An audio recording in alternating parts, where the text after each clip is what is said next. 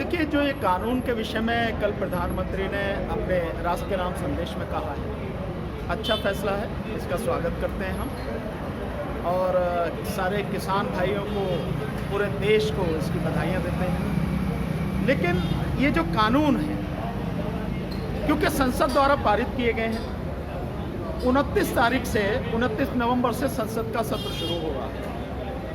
तो जैसे प्रधानमंत्री ने कहा है कि इसी महीने जो है रिपील बिल ला के और इनको खत्म करेंगे, बहुत अच्छी बात है। वो इन तीनों कानूनों को खत्म करने के लिए रिपील बिल लेके आए, लोकसभा से राज्यसभा से पास कराएं, उसके बाद में राष्ट्रपति के सिग्नेचर हों और फिर नोटिफिकेशन। और वो नोटिफिकेशन जब हमारे सामने आएगा तभी हम उसके विषय में कह सकते हैं कि हाँ, कानून वापस हुए हैं। पर कानून वापस होना ये एक बात है।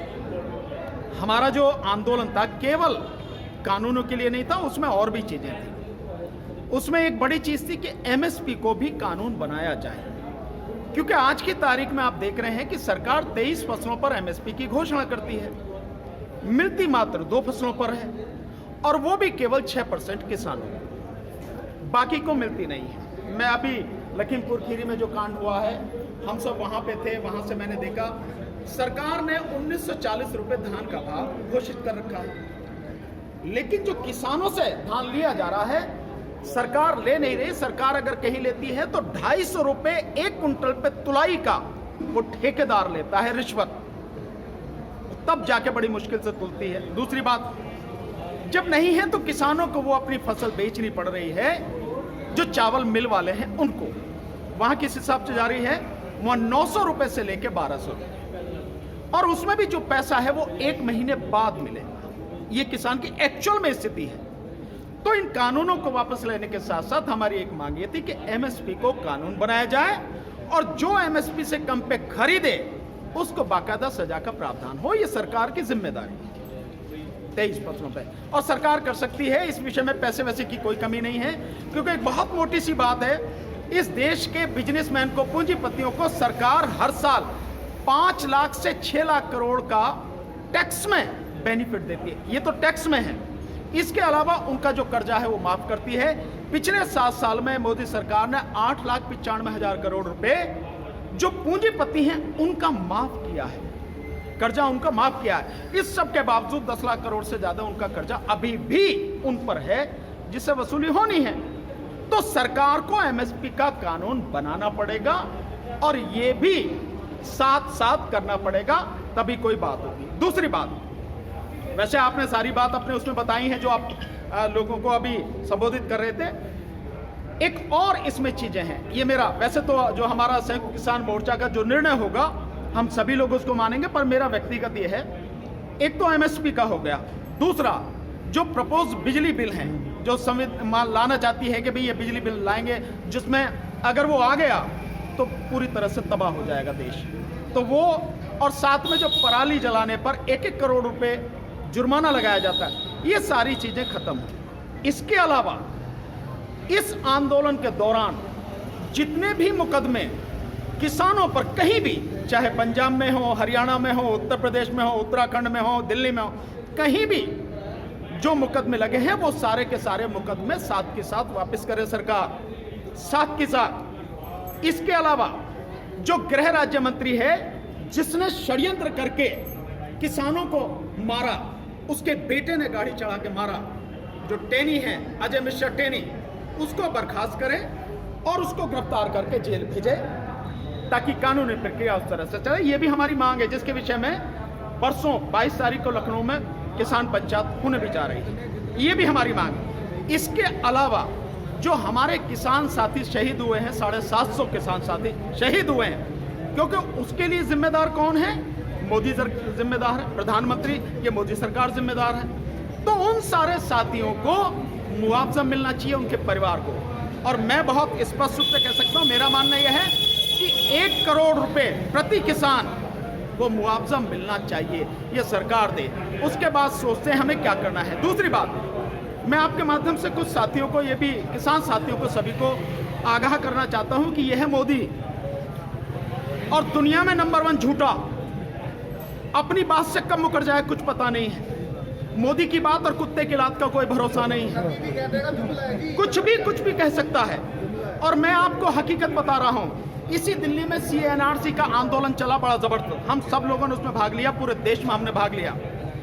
उस आंदोलन में जितने भी सामाजिक कार्यकर्ता थे, जो लोगों ने बढ़ चढ़ कर भाग लिया, जैसे ही वो आंदोलन कोरोना के कारण वो खत्म हुआ, उसके बाद में दिल्ली दंगे हुए, उनमें से अधिकतर लोगों को एक एक करके दिल्ली दंगों में फंसा दिया। जितने भी सामाजिक कार्यकर्ता काम कर रहे थे, सब पे UAPA लगा दिया।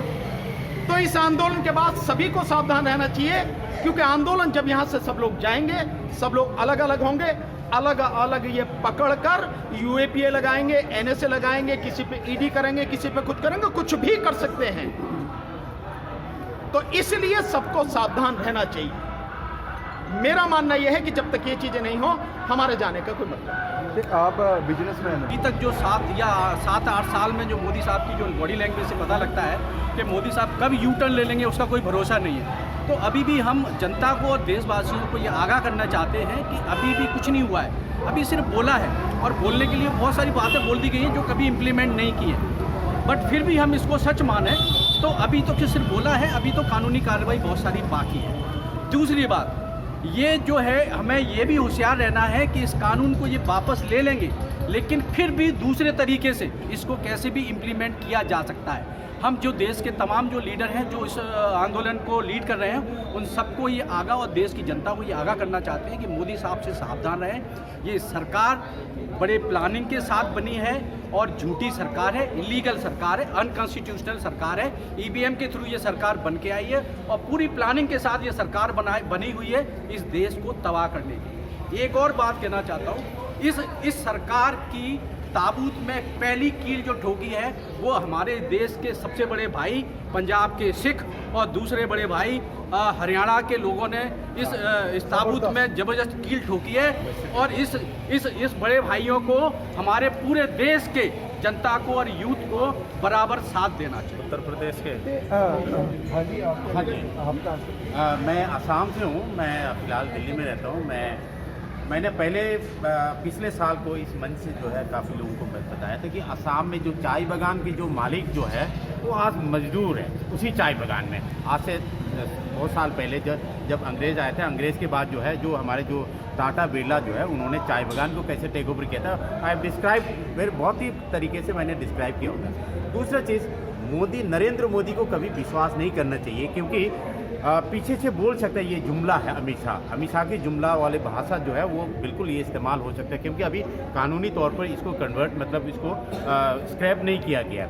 इसलिए जो है किसान भाई जो है इतना खुश नहीं होना, क्योंकि मोदी का कोई भरोसा नहीं है। उसने बोला था कि MSP था, MSP है, MSP रहेगा, लेकिन MSP नहीं था, MSP ना है, MSP आगे कोई भरोसा नहीं है। मणिपुर में 500 रुपये क्विंटल धान खरीदने के लिए कोई तैयार नहीं है। मैंने ये फीडबैक जो है मैंने वकील साहब को जो है पहले बता दिया था, एंड वकील साहब ने भी कहीं माध्यम मीडिया को भी बता दिया था। दूसरा चीज़, जो हमारा जो गोदी मीडिया और मोदी के जादूगर मीडिया, मैं बाय नेम लेता हूँ अर्नब गोस्वामी, मिस्टर